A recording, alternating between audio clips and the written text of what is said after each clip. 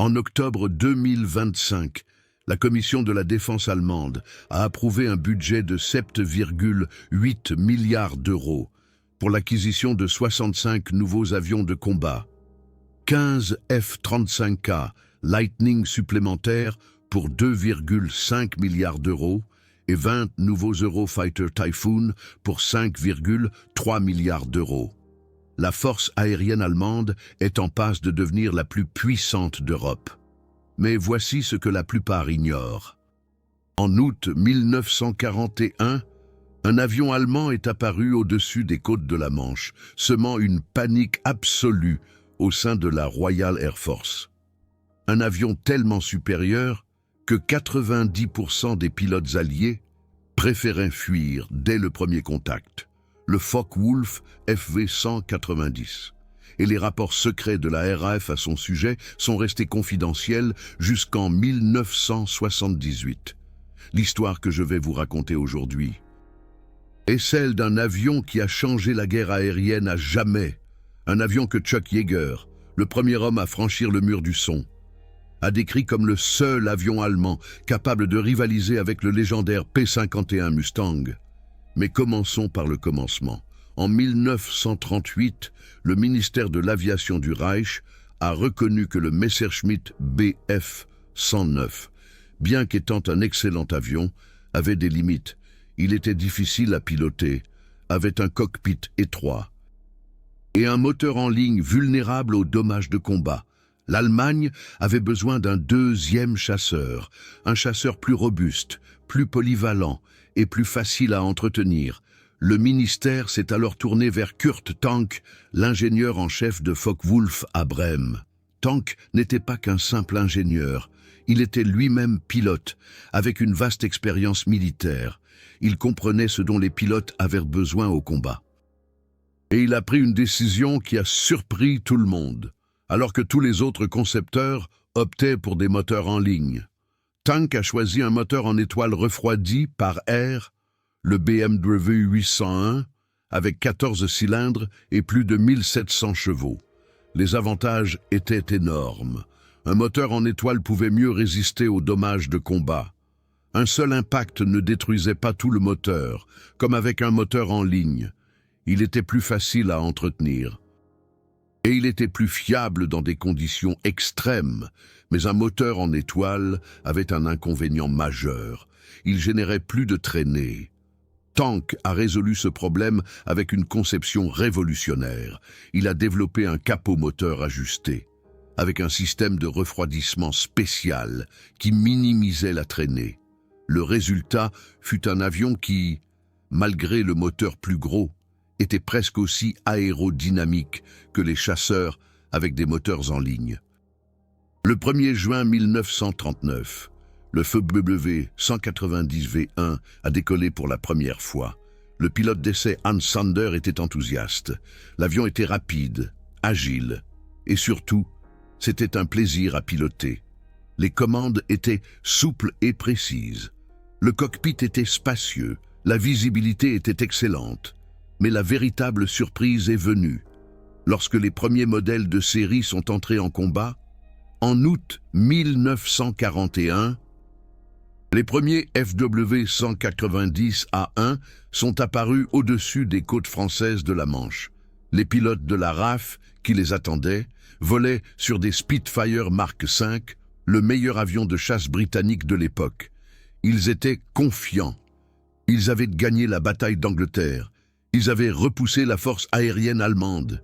Ils contrôlaient l'espace aérien au-dessus de la Manche. Cette confiance a duré exactement jusqu'au premier contact avec le FW 190.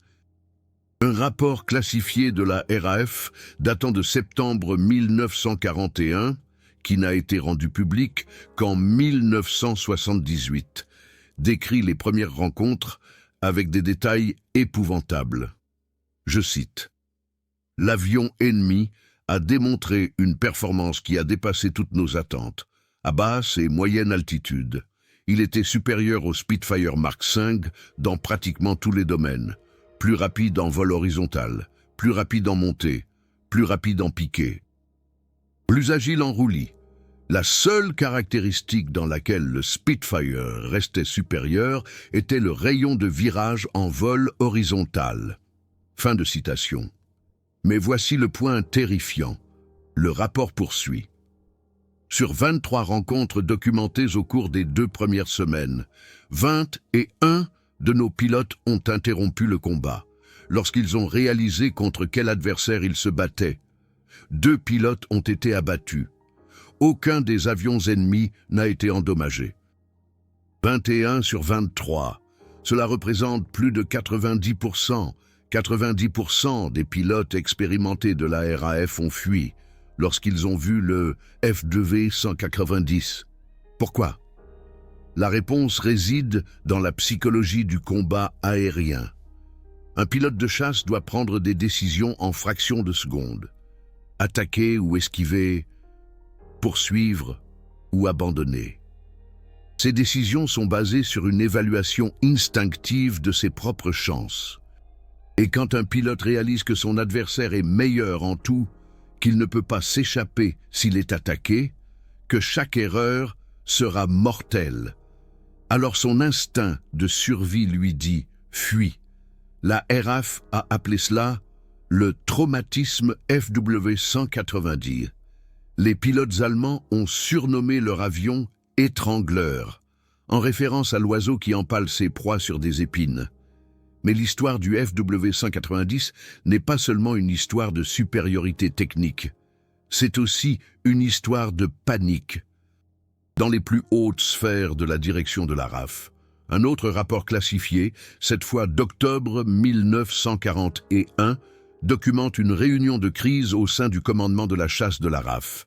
L'Air Vice Marshal Trafford Leigh Mallory, commandant du 11e groupe, a écrit au ministère de l'Air, je cite, « La situation est critique. Le nouvel avion de chasse allemand a anéanti la supériorité tactique de nos escadrons de chasse. Nos pertes augmentent. Le moral des pilotes est en baisse. Nous avons besoin urgemment d'une réponse à cette menace. » Fin de citation. Mais une réponse n'était pas si facile à trouver. La RAF a d'abord essayé d'améliorer le Spitfire Mark V. Plus de puissance moteur, meilleur armement. Mais les limitations fondamentales de la conception n'ont pas pu être surmontées. Le Spitfire avait été conçu pour une autre guerre. Une guerre où la maniabilité dans les combats tournoyants était décisive.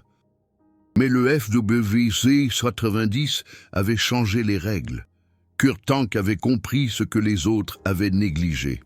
Le combat aérien moderne ne se jouait pas dans des combats tournoyants, lents et agiles. Il se jouait dans des attaques rapides et agressives. Attaquer, toucher, disparaître. Le FW-190 était parfaitement conçu pour cela. Il pouvait commencer et terminer chaque combat quand il le voulait. Il pouvait attaquer et se retirer avant que l'adversaire ne puisse réagir. Cette prise de conscience a changé la guerre aérienne à jamais. Les documents secrets révèlent encore quelque chose d'intéressant. La Royal Air Force menait des interrogatoires intensifs auprès des pilotes allemands abattus. Ces interrogatoires étaient classés top secret et sont restés sous scellé jusqu'en 1978. La raison? Les déclarations étaient trop démoralisantes. Un pilote allemand, capturé en novembre 1941, est cité comme suit. « Nous n'avons pas peur des Spitfires. Quand nous les voyons, nous attaquons. Si nous rencontrons des difficultés, nous nous éloignons simplement ou piquons. Ils ne peuvent pas nous suivre. C'est presque comme du sport. » Fin de citation. Presque comme du sport. Ces mots ont dû atteindre la direction de la RAF au plus profond d'elle-même, mais la situation allait encore empirer. En 1942, la RAF a mené une opération secrète, opération Airtief. L'objectif, capturer un FW-190 intact. L'occasion s'est présentée le 23 juin 1942. L'Oberleutnant Arnim Faber, Staffelkapitän de la 3e Staffel du Jagdgeschwader 2, s'est égaré après un combat aérien au-dessus du canal de Bristol et a atterri par erreur sur la base de la RAF de Pembrey au pays de Galles. Il avait confondu le canal de Bristol avec la Manche et pensait atterrir en France. La RAF n'en croyait pas sa chance. Un FW-190A3 complètement intact, l'avion de chasse allemand le plus moderne. Sur le sol britannique, les tests qui ont suivi ont été classés top secret, et lorsque les résultats ont été disponibles, la direction de la RAF a compris pourquoi ces pilotes s'enfuyaient. Le rapport de test officiel, rendu public en 1978, résume: le FW-590 surpasse le Spitfire Mark V dans les catégories suivantes. Vitesse maximale à toutes les altitudes inférieures à 8000 mètres. Taux de montée à toutes les altitudes inférieures à 6000 mètres. Vitesse de piqué. Taux de roulis. Accélération. Il est inférieur en rayon de virage à basse vitesse. Fin de citation. Une seule catégorie. Le Spitfire était supérieur dans une seule catégorie. Et cette catégorie était pratiquement sans intérêt dans le combat aérien moderne. Les pilotes d'essai étaient bouleversés. Le squadron leader Robert Stanford Tuck, l'un des as de la RAF les plus titrés avec 29 victoires, a piloté le FW-190, capturé et a écrit plus tard, je cite, « C'était le meilleur avion que j'ai jamais piloté, mieux que le Spitfire, mieux que le Hurricane, mieux que tout ce que nous avions. J'ai immédiatement compris pourquoi nos gars avaient si peur. » Fin de citation. Mieux que tout ce que nous avions, et cela venant de l'un des meilleurs pilotes de la RAF. Mais voici ce qui rend l'histoire particulièrement intéressante. La RAF a essayé de garder ses résultats de tests secrets, pas des Allemands. Ils savaient déjà ce qu'ils avaient, mais de leurs propres pilotes. Une note interne d'août 1942, classifiée jusqu'en 1978, explique, je cite, « Les résultats détaillés des tests du FW-190 capturés ne doivent pas être communiqués aux unités opérationnelles. » La divulgation des différences de performance exactes pourrait miner davantage le moral et entraîner une augmentation des missions de combat interrompues. Au lieu de cela, les pilotes doivent être informés que des contre-mesures tactiques sont en cours de développement et que de nouveaux modèles d'avions sont en production. Fin de citation. La RAF mentait à ses propres pilotes, parce que la vérité était trop dangereuse. Et la vérité était, il n'y avait pas de contre-mesures tactiques. Pas vraiment. La seule réponse au FW-190 était un meilleur avion. Et cela prendrait du temps. Le Spitfire Mark IX, la première version à pouvoir rivaliser avec le FW-190, n'est entré en service qu'à l'été 1942, mais même lui n'était pas supérieur. Il ne faisait que rétablir la parité. La VRE réponse n'est venue qu'avec le P-51 Mustang américain équipé d'un moteur Merlin. Mais c'était en 1943. 2 ans après la première apparition du FW-190, pendant 2 ans, les chasseurs allemands ont dominé l'espace aérien au-dessus de l'Europe occidentale. Pendant 2 ans, les pilotes alliés ont fui au premier contact. Pendant 2 ans, des centaines, peut-être des milliers d'aviateurs alliés sont morts parce que leurs avions étaient inférieurs. Et le secret a duré encore 35 ans, jusqu'en 1978. Pourquoi? Cette question préoccupe encore les historiens aujourd'hui. L'explication officielle était la sécurité nationale, mais la guerre était finie depuis plus de 30 ans. L'Allemagne était un allié de l'OTAN. Le FW-190 était obsolète depuis longtemps. L'explication non officielle est plus gênante. Les documents révélaient un échec de l'industrie aéronautique britannique, un échec de la direction de la RAF. Un échec qui avait coûté la vie à des milliers de personnes. Et de tels échecs ne sont pas faciles à admettre. Mais l'histoire du FW-190 a une autre dimension, rarement abordée. Kurt Tank, son concepteur, n'était pas seulement un génie technique, c'était aussi un visionnaire qui comprenait l'avenir du combat aérien. Et sa philosophie influence encore aujourd'hui la construction des avions de combat. Tank croyait au concept de la manœuvrabilité énergétique.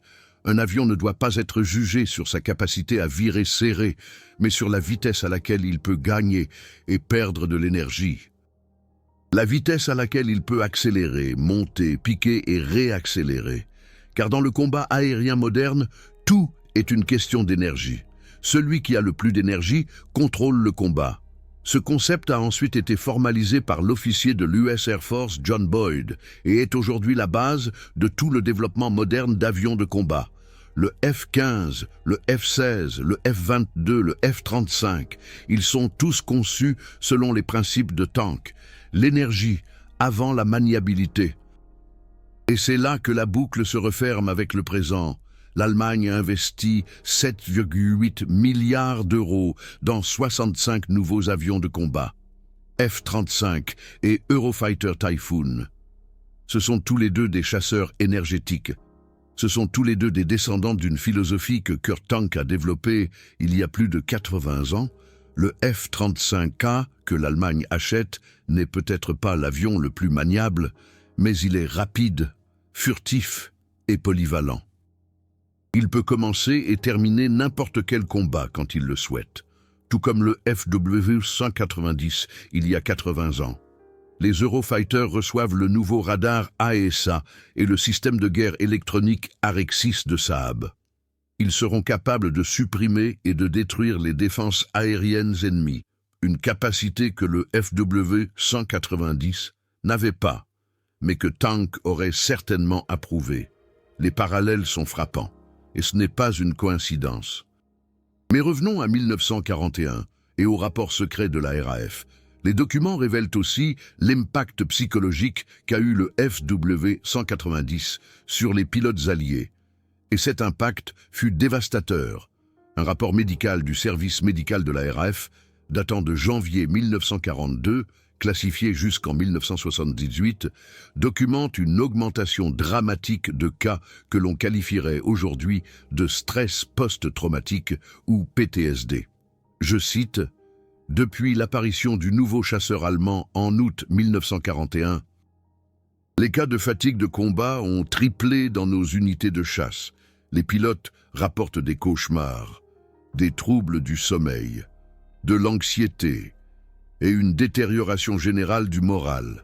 Particulièrement préoccupante est l'augmentation de pilotes demandant leur mutation vers d'autres unités ou invoquant des raisons médicales pour leur inaptitude au vol. » Fin de citation. Triplé. Les effondrements psychologiques ont triplé en seulement 5 mois. Et la Royal Air Force a réagi comme les institutions réagissent souvent. Elle a tenté de dissimuler le problème. Un autre mémorandum, cette fois datant de février 1942, ordonnait aux officiers médicaux, je cite, « Les cas de fatigue de combat ne doivent pas être explicitement liés au type d'avion ennemi. Au lieu de cela, des stress généraux du service opérationnel doivent être documentés comme cause. » Cette mesure vise à maintenir le moral et à empêcher la propagation de récits négatifs sur la performance relative de notre équipement. Fin de citation. La Royal Air Force a systématiquement étouffé les effets psychologiques du FW-190, non pas pour protéger ses pilotes, mais pour contrôler le récit. Mais les pilotes savaient la vérité. Ils se parlaient entre eux. Ils échangeaient des histoires. Et ces histoires n'étaient pas encourageantes. Un document particulièrement bouleversant est le récit personnel du Flight Lieutenant James Johnson, qui deviendra plus tard l'un des AS les plus titrés de la Royal Air Force avec 38 victoires aériennes.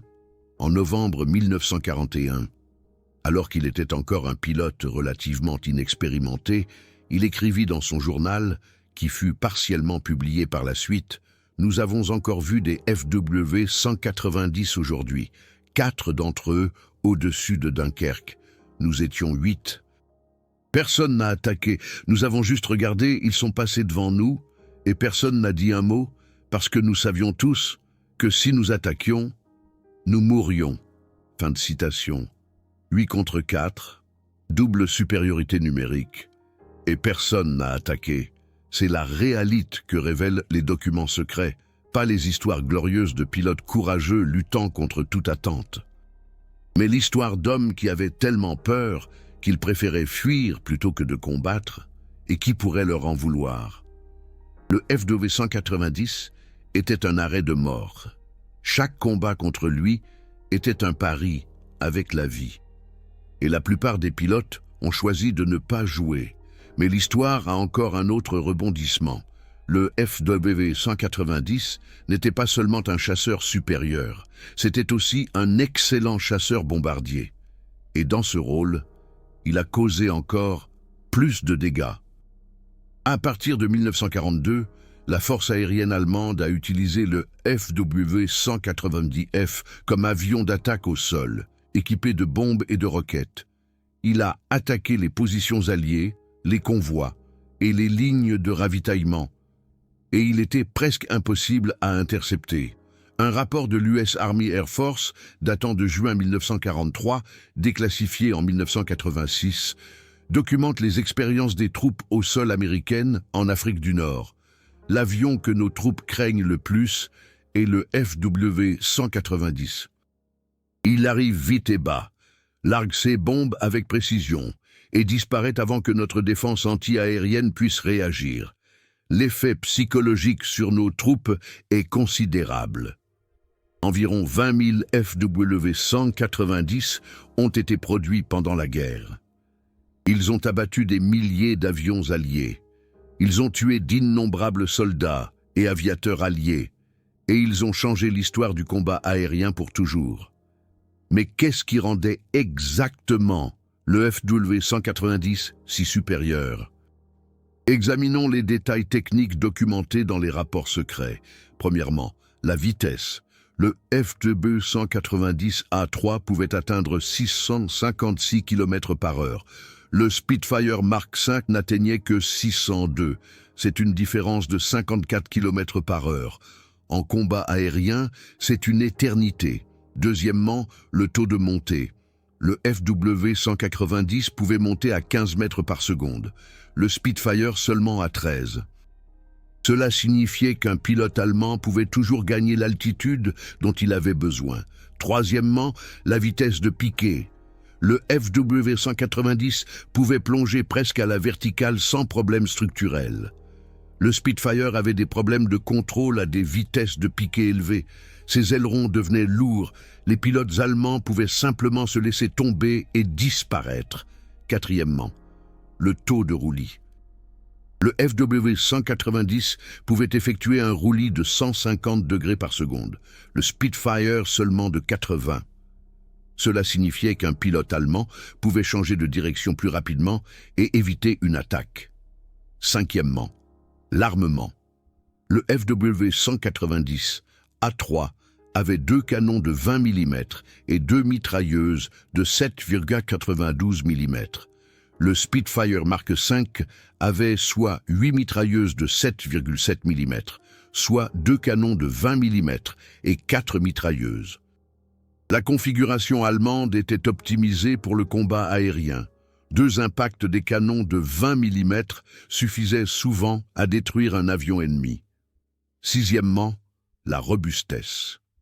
Le moteur en étoile refroidie par air du FW-190 pouvait supporter des dommages étonnants et continuer à fonctionner. Les pilotes ont rapporté des machines rentrant à la base avec des dizaines d'impacts. Le moteur en ligne du Spitfire était plus sensible. Un seul impact dans le système de refroidissement pouvait entraîner une panne moteur. Septièmement, la visibilité. Le large cockpit du FW-190 offrait aux pilotes une excellente visibilité panoramique. Le Spitfire avait un fuselage plus étroit et un treillis gênant derrière le siège du pilote qui obstruait la visibilité arrière. Tous ces facteurs combinés ont donné un avion qui était supérieur à ses adversaires dans presque toutes les situations. Et les pilotes alliés l'ont ressenti dès le premier instant. Les documents secrets contiennent également des entretiens avec des pilotes survivants qui ont décrit leur rencontre avec le FW-190. Ces entretiens ont été menés dans le cadre d'une étude interne de la Royal Air Force et sont restés classifiés jusqu'en 1978. Un pilote, identifié seulement comme le sergent d'état-major M, a décrit sa première rencontre. Nous patrouillions au-dessus de la côte de la Manche. Et quand 4 d'entre eux sont sortis des nuages, je n'avais jamais vu le nouvel avion allemand, mais j'ai su instantanément que quelque chose était différent. La façon dont ils volaient, si sur deux, si agressif. L'un d'eux est venu droit sur moi. J'ai essayé d'esquiver, mais il est resté collé à moi. Je n'arrivais pas à m'en débarrasser. À la fin, il a simplement plongé et disparu. Il aurait pu me tuer s'il l'avait voulu. Je crois qu'il voulait juste jouer. Il voulait juste jouer. Ces mots résument l'humiliation ressentie par les pilotes de la Royal Air Force. Un autre pilote, le chef d'escadron T, a décrit un combat en octobre 1941. Nous étions 16, 12 Spitfire et 4 Hurricane. Nous avons vu 6 VE P-1190 à environ 8000 mètres. Notre chef d'escadron a ordonné l'attaque, mais lorsque nous avons grimpé, ils ont grimpé plus vite. Ils gagnaient de plus en plus d'altitude.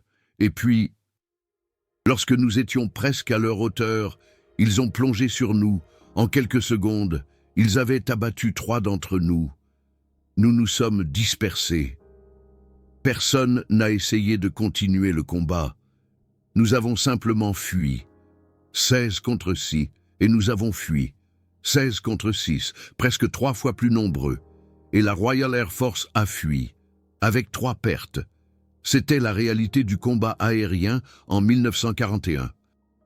Une réalité qui a été gardée secrète pendant 35 ans. Mais pourquoi les avions alliés étaient-ils si inférieurs? Cette question préoccupe encore aujourd'hui les historiens et les ingénieurs aéronautiques. Une partie de la réponse réside dans la philosophie de développement différente. L'industrie aéronautique britannique a développé ses avions de manière évolutionnaire. Le Spitfire Mark V était une version améliorée du Mark I, et qui à son tour était basé sur le prototype original de 1935. La conception de base est restée la même, seuls les détails ont été améliorés. Les Allemands, en revanche, étaient prêts à emprunter des voies totalement nouvelles. Kurt Tank n'a pas développé le FW190 comme une amélioration du Bf109, mais comme un concept entièrement nouveau. Il a choisi un moteur différent, un système de refroidissement différent, une disposition de cockpit différente. Il a optimisé chaque détail pour le combat aérien moderne. Cette différence de philosophie a eu des conséquences considérables. Les Britanniques ont essayé d'améliorer une conception existante. Les Allemands ont créé quelque chose de nouveau. Et le nouveau était meilleur. Une autre partie de la réponse réside dans la répartition des ressources. L'industrie aéronautique britannique était surchargée en 1941. Elle devait produire des milliers d'avions pour compenser les pertes de la guerre. Il restait peu de capacité pour le développement de nouveaux modèles. L'industrie allemande, en revanche, avait l'avantage de la préparation. Le FW190 était déjà en développement avant le début de la guerre. Lorsqu'il est entré en combat, il s'agissait d'une conception aboutie. Mais peut-être que le facteur le plus important était la sous-estimation de l'adversaire. La direction de la Royal Air Force avait cru, après la bataille d'Angleterre, avoir vaincu la force aérienne allemande. Ils se sont reposés sur leur laurier. Ils ne s'attendaient pas à ce que l'Allemagne développe un avion totalement nouveau et supérieur. Un mémorandum interne du ministère de l'Air de décembre 1941, déclassifié en 1978, reconnaît cette erreur d'appréciation. Nous avons sous-estimé la capacité de l'industrie aéronautique allemande à produire de nouvelles conceptions supérieures.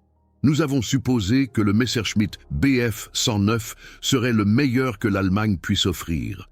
Cette hypothèse était une grave erreur. Une grave erreur. Ces mots pèsent lourd quand on considère que cette erreur a coûté la vie à des centaines de personnes. Mais l'histoire du FW190 a aussi une tournure ironique. L'avion qui a semé la panique au sein de la Royal Air Force avait lui-même une faiblesse que les Allemands n'ont pas reconnue au début et qui a ensuite causé des problèmes. Le moteur BMW 801 était optimisé pour les basses et moyennes altitudes. Au-dessus de 8000 mètres, il perdait rapidement de la puissance. La série A du FW-190 n'était pas un chasseur d'altitude. Et lorsque les bombardements stratégiques alliés à haute altitude ont commencé, la force aérienne allemande a eu du mal à les intercepter. La réponse fut la série D du FW-190, appelée Dora ou Long Nose Dora, en raison de son capot moteur allongé. Cette version utilisait le moteur en ligne Junkers Jumo 213 et était optimisée pour les hautes altitudes. Mais elle n'est entrée en service qu'en 1944, trop tard pour changer le cours de la guerre. L'histoire du FW-190 est donc aussi une histoire d'occasion manquée. L'Allemagne avait développé le meilleur avion de chasse du monde, mais elle n'a pas pu transformer cet avantage en une victoire stratégique. La masse de la production alliée, les chasseurs américains à long rayon d'action, l'effondrement de l'approvisionnement allemand en carburant, tout cela a anéanti l'avantage technique.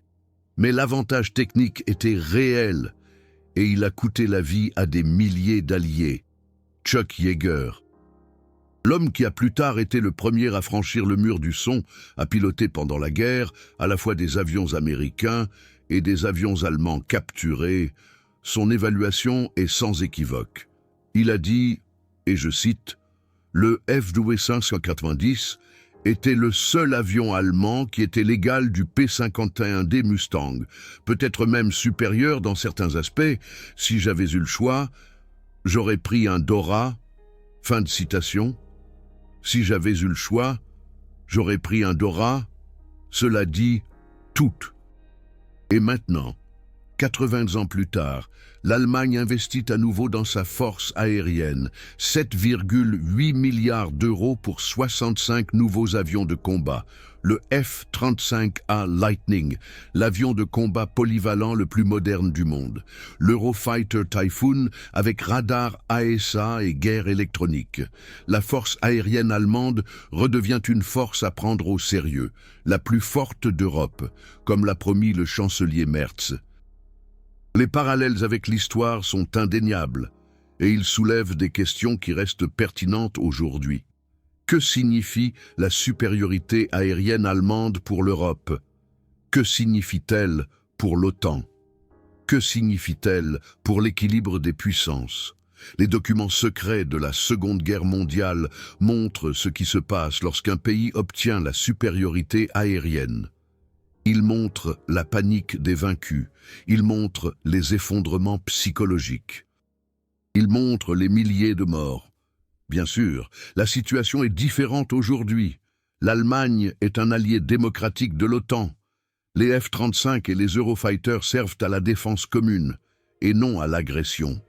Mais l'histoire, elle, nous enseigne que les situations peuvent changer, que les alliances peuvent se briser, que les démocraties peuvent être en danger.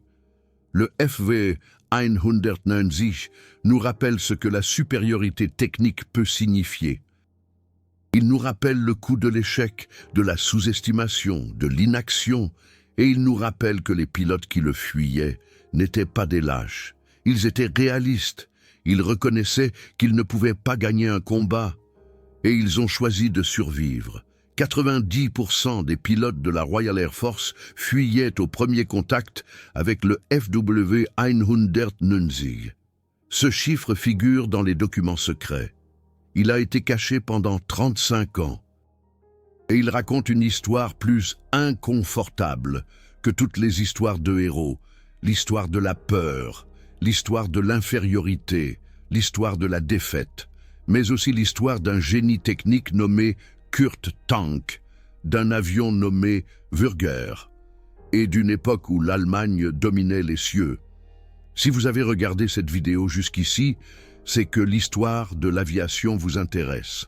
C'est que les histoires qui ne figurent pas dans les livres officiels vous intéressent.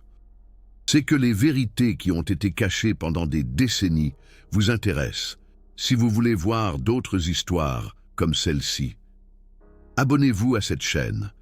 Nous dévoilons chaque semaine de nouveaux documents et des chapitres oubliés de l'histoire. Et maintenant, la question la plus importante pour vous. L'Allemagne investit à nouveau des milliards dans sa force aérienne allemande. Le F-35 et l'Eurofighter seront les avions de combat les plus modernes d'Europe. L'histoire se répète-t-elle? La supériorité aérienne est-elle à nouveau un sujet qui divisera l'Europe? Écrivez votre opinion dans les commentaires. Je lis chaque commentaire et je réponds aussi souvent que je le peux. Merci d'avoir regardé. À la prochaine vidéo.